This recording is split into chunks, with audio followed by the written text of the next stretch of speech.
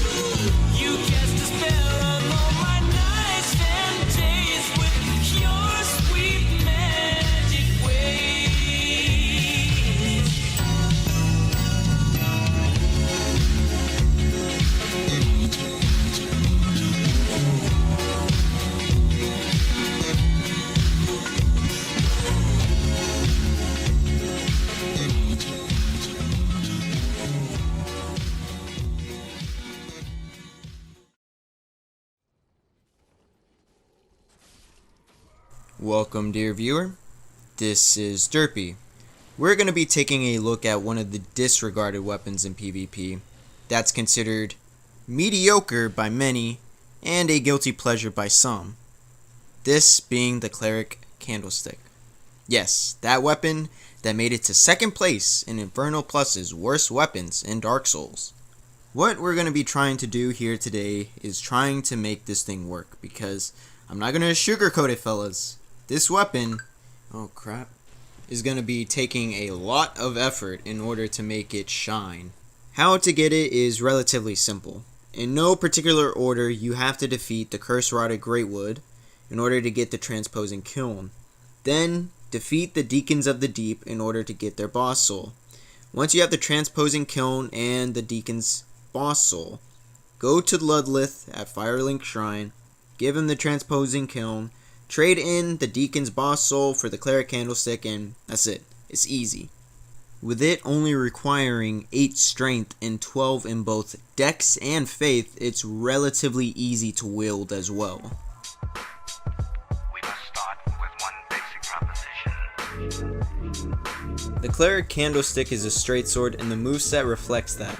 It has the standard light, rolling, and jump attacks. But the unique aspect of this weapon is that it's one of the few weapon catalysts in the game, which means that this weapon can cast spells, in this case sorcery. The heavy attack on this weapon isn't your standard thrust attack like many in its class. Instead, the heavy attack is used to cast any sorcery provided you have the correct amount of intelligence. This opens up options to you that other straight swords may not have. You can choose which sorcery you want and in a sense have multiple attacks on a single button. Now, I know this sounds amazing, right? A weapon that has one of the best one-handed R1s and is able to cast spells. But there's a couple of things we have to keep in mind about this weapon. One, it has incredibly low damage, because it's split and has low base damage to boot, with descaling for both strength and dex and only decent scaling for intelligence. Second, it has the same range as a longsword, which isn't exactly short, but believe me when I say you can't be shy of getting in an opponent's face to not whiff. Third, unlike say the Heisel pick or Golden Ritual Spear, the weapon art on the Cleric Candlestick doesn't buff the weapon's damage. And those are just the most glaring issues that this has. Now before you toss that into the trash, let's first talk about some spells. A lot of people that made videos on this weapon have used sorceries such as the Fair and Flash Sword, the Soul Greatsword, and Old Moonlight, but we're not going to be doing that this time around. Don't get me wrong, it's really fun, but we're trying to maximize this weapon's potential, and ranged sorceries are going to be the way to go. First things first, nuclear spells are off the table, mainly because of the relatively low spell buff of the weapon FP cost, long cast time, and hit potential against decent players, which you'll find plenty of in this day and age. For these reasons, we're going to look at the spells that are the opposite of those issues. Great Soul Arrow, Great Deep Soul, and Snap Freeze are the best spells, and I have reasons as to why. Great Soul Arrow is the all reliable, your bread and butter in your arsenal of spells. It's dirt cheap, fast to cast, and deals decent damage. The host is good at social distancing. It don't matter, we're still gonna clap some cheeks, even from a distance. If you've been invaded, you've likely been spammed at from the mage in the back of a group using this spell. Nothing exactly special, but a simple ranged attack is sometimes all you really need, you know? And the sleeper spell that many mages don't use, or some just spam, is Great Deep Soul. This spell is more useful against experienced players than Great Soul Arrow. Reason being is that it has an accelerating flight time that starts slow, but picks up the pace, which can cause people to use a little more thought in dodging. It's fast to cast, it's tougher to strafe than a typical Soul Arrow. You can also use this to make most opponents roll into you, which you can consistently punish because of the quick recovery time the spell has. Also, for those who may not know, you can actually combo a Great Deep Soul into a Great Soul Arrow if used in quick succession. I don't know who made Great Deep Soul, but that man deserves a pat on the back. Unless I'm being spammed at with it in a gank. Lastly, Snap Freeze is the last spell in your set. This is your area of denial spell. It doesn't deal immediate damage, instead it deals the frost status on any opponents that get caught in the spell for too long. You can use this defensively to deter aggression or aggressively against a group. You'll find that many panic whenever you cast this in their face. Other times some will disrespect it and just tank it to get to you. When the frost status procs, it's usually around 200 plus damage and causes a defense debuff on all of their absorption, letting you deal more damage, which can help the Cleric Candlestick indirectly cause more damage. A trick with Snap Freeze that I'd suggest using if you don't proc frost is to use it to obscure your casting with other spells or ranged attacks.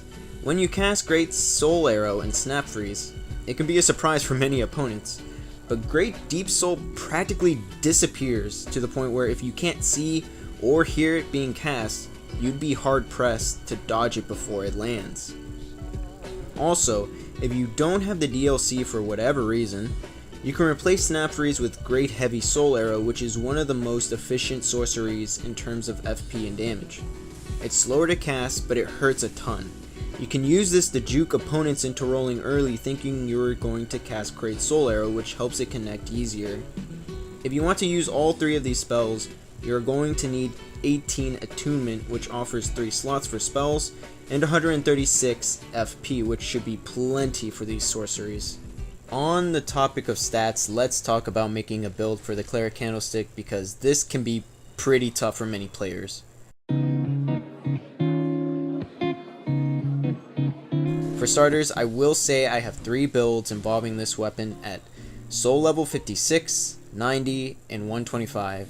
When making these builds, remember that you must have at least 12 faith to avoid the stamina penalty of not meeting the requirement. Interestingly enough, it doesn't affect the damage of the weapon or sorceries unless the sorcery is a dark sorcery or, a hex.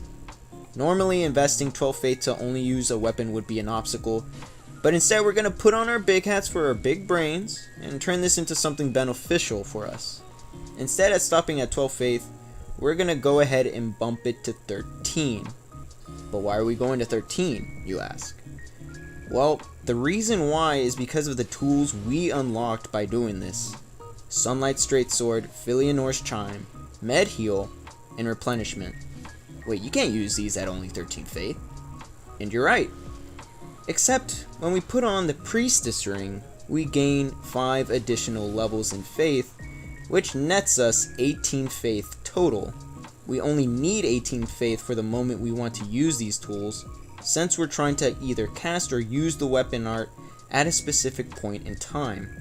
Once you're done using one of these tools, just switch the Priestess Ring with the one you need. I personally use Chloranthy Ring as my swappable ring, for example, but what ring you decide to use is up to you. As for these tools, the Sunlight Straightsword weapon art, which is Oath of Sunlight, can buff ourselves and any enemies in the level, since AoE heals and buffs also affect enemies as an invader. The buff costs 40 FP, increases our defense and attack, and lasts 45 seconds. The Filianor's Chime weapon art is a regen AoE that costs 18 FP, heals 240 HP over 60 seconds. This will be great for when you play the long game against a couple of nerds who don't want to move. Unlike the other talismans, you can cast the weapon art and not have to hold it in your offhand, so you can immediately go back into fighting if you have to with your preferred setup. If you want to replace the sorceries you have, you could also use either Med Heal for healing yourself and any allies, or you can use the somewhat FP efficient replenishment for a total of 295 HP over 60 seconds. You can also stack replenishment on top of Filianor's weapon art if you want faster regen for a total of 535 HP for a total of 48 FP. And your faith doesn't matter, as the HP recovered for both of these regen sources don't scale with your faith. You only have to meet the faith requirement. Back to making a build. We're going to invest a hefty amount in intelligence, as that's where our damage is going to come from. I'd recommend anywhere between 30 and 45 intelligence, but the Cleric Candlestick can still see good returns all the way to 60 if you so choose. Although you'll notice that we have to invest in a lot of areas of stats some way or another, so for some leeway, I'd recommend the Prisoner's Chain and Ring of Favor +3. These will be the rings you'll have to keep on, so keep that in mind. For Vigor and Endurance, that's up to you.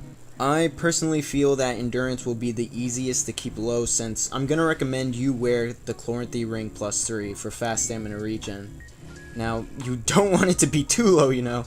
We ain't hosts who run marathons out here, but you want to have enough to where you can exert yourself to pseudo combo an opponent should the opportunity present itself. For Strength and Dex, we're going to level them to 16 and 13 respectively, which I'll explain in a moment as to why it's so low. But for the last ring, I would recommend the Bellowing Dragon Crest ring, as this boosts your sorcery's damage, which you'll want to deal at least moderate damage, since that's kind of the point when being a sorcerer, you know. Back to the 16 strength and 13 dex, we have it low since it allows us to save points into the other stats, while it still allows us to use basic but great weapons such as the Claymore, Halberd, and Scimitar. We can also use the Moonlight Greatsword with these stats as well. Now, if you notice in the invasion shown, I'm not only using the Cleric Candlestick by itself. I don't think this weapon was meant to be used as a main weapon, but as a sidearm instead, and that's why its stats are the way it is. Keep it in the offhand and pair it up with another in the main hand, like a Claymore for instance. You can combo the Cleric Candlestick's R1 into the Claymore R1, and the same goes for the Halberd. It may do less damage, but it can help in catching an opponent expecting one attack and catching them, or you can pseudo combo them all the way to 0. By all means, this is just my preferred way to play this weapon, but I feel like it was the intended way to use it. Having a great R1 on one hand, the ability to cast sorcery, and then having a main hand weapon to deal good damage, and it's possible through the use of the Cleric Candlestick. Is it the best weapon catalyst? Well, we all know that answer, but maybe that's for the best, seeing how if this thing did damage equal to, say, a Lothric Knight Straightsword, it could have been a huge problem. Like, imagine mages and gonks or ganks having a good Straightsword and able to cast Crystal Soul Spear all on one hand. In the end, the Cleric Candlestick isn't as bad as many people think. Getting the right spells and the right main hand weapon, it can truly shine in the back of the competition. Well fellas, we've come to the end of the video. I'll link my builds shown in this video in the description. I just wanted to thank you for watching if you made it this far, and also for the 300 subscribers. Whether you just discovered me or have been with me since the beginning, I do truly appreciate y'all watching or listening to my stuff. Please be safe, take care of yourselves out there, wash those hands, cover your mouth, all that good stuff, okay? Someone out there really cares for you, whether you know it or not. Until next time, fellas, this has been Derpy. I'll see you guys later. I think that I've been dead since the start. Haven't took too much inside my heart, but I don't even care no more. I'm gonna dance till I end up on the floor. Yeah, love, love.